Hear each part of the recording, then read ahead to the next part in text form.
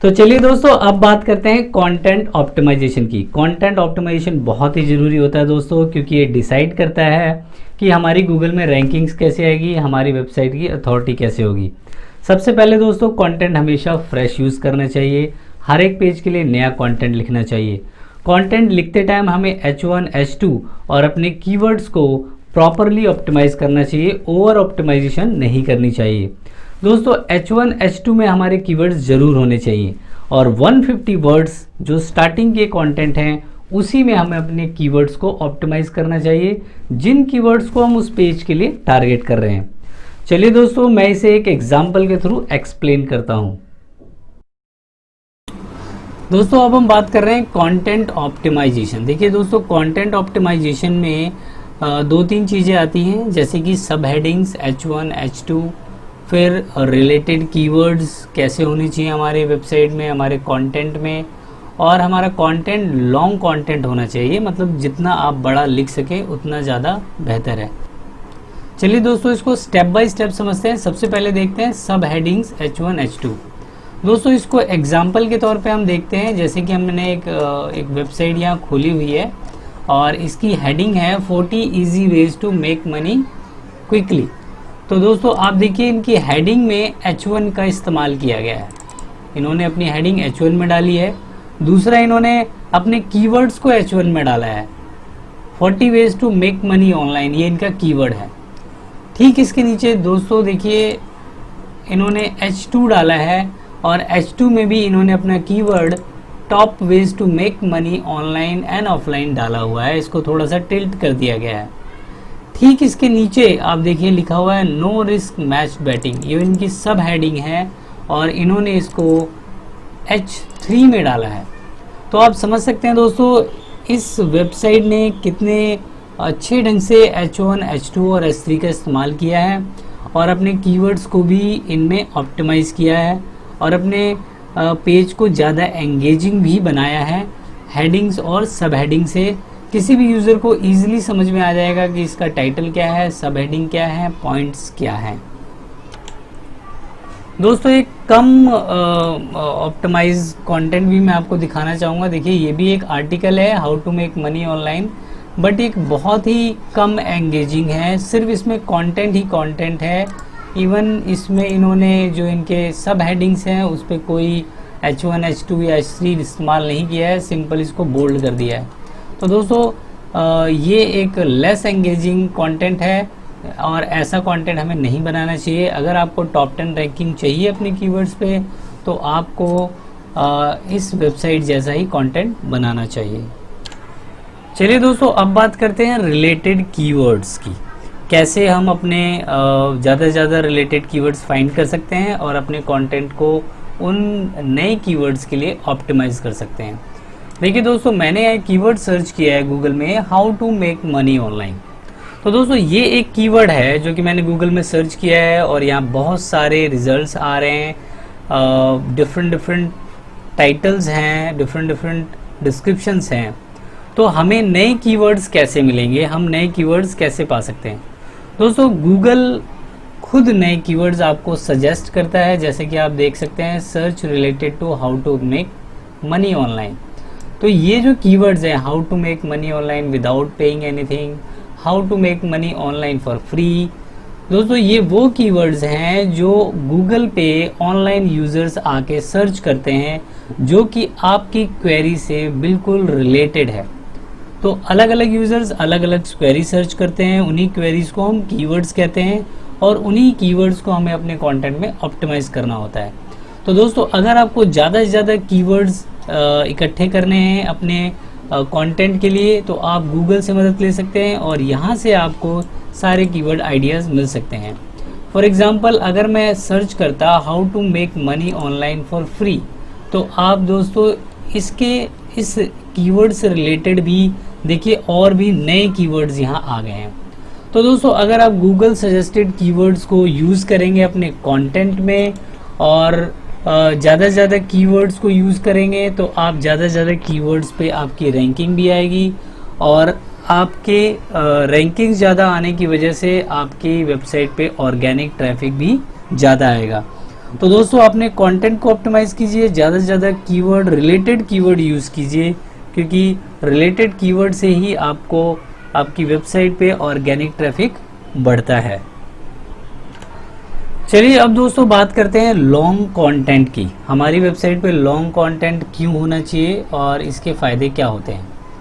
दोस्तों एक मैंने कीवर्ड सर्च किया है, how to make money online, and उसी से मैंने एक रिज़ल्ट खोला है 11 ways to make money online. ये इसका एक ब्लॉग पेज है और यहाँ पर बताया गया है कि 11 तरीक़ों से आप कैसे ऑनलाइन पैसे कमा सकते हैं।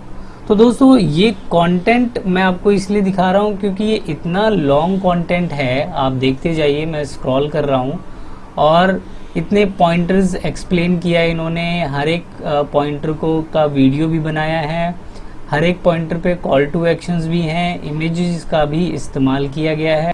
देखिए दोस्तों लॉन्ग कंटेंट के मैं आपको कुछ फ़ायदे बताता हूँ। जितना बड़ा लॉन्ग कंटेंट होगा उतना ही आपकी रैंकिंग जल्दी आएगी।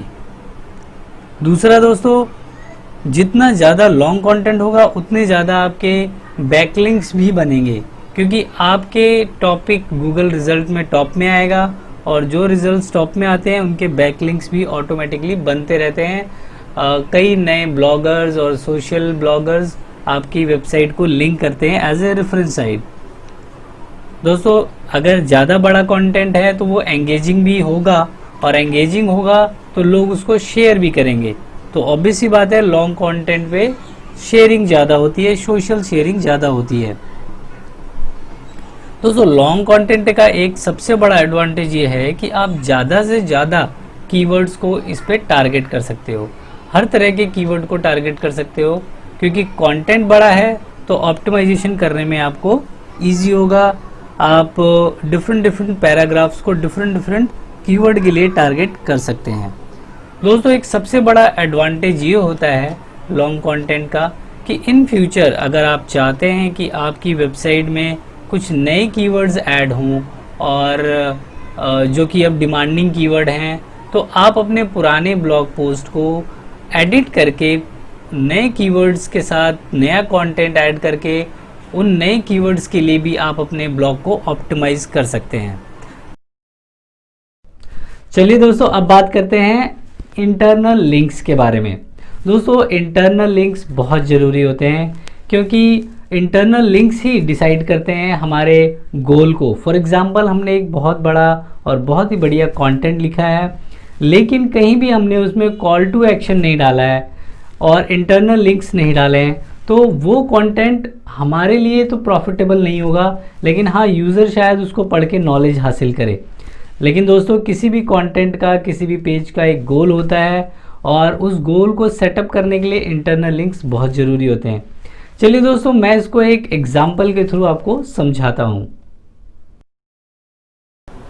देखिए दोस्तों जैसे मैंने एक कीवर्ड सर्च किया है, how to start blogging to earn money.